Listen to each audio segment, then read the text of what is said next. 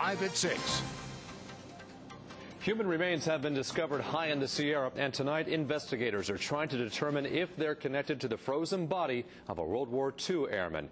And that's our top story tonight at 6. Good evening. I'm Warren Armstrong. And I'm Graciela Moreno. The remains were found on Mount Mendel in Kings Canyon National Park. It was about 100 feet away from the area where the World War II airman was found in 2005.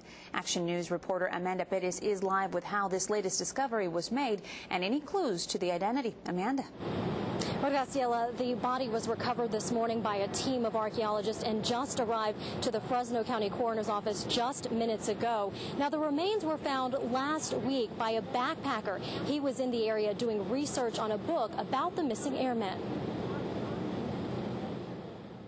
The latest remains were found here on Mount Mendel in Kings Canyon National Park.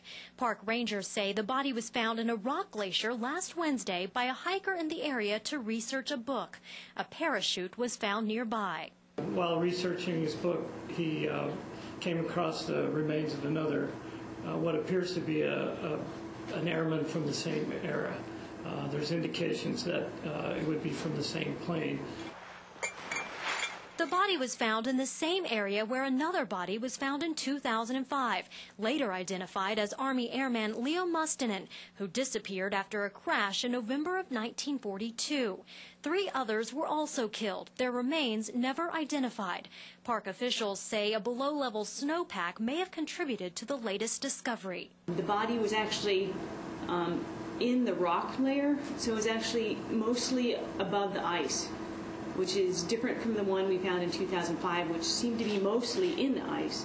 The Army will now begin the process of trying to identify the airman. Carol Benson lives in Utah. Her uncle, John Mortensen, was one of the airmen who disappeared more than 6 decades ago.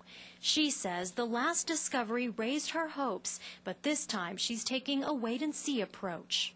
You did have some anxiety because it did bring back, to the memories. It did, but this time we're not, we don't want to dwell on any of this until actually the Army does come out with some official information. A forensic specialist from the U.S. Army will be flying into Fresno in the next few days to help the coroner with a preliminary examination on the body. It will then be flown to an Air Force base in Hawaii where DNA will be used to help identify the remains. Reporting from Southwest Fresno, I'm Amanda Perez, ABC30 Action News.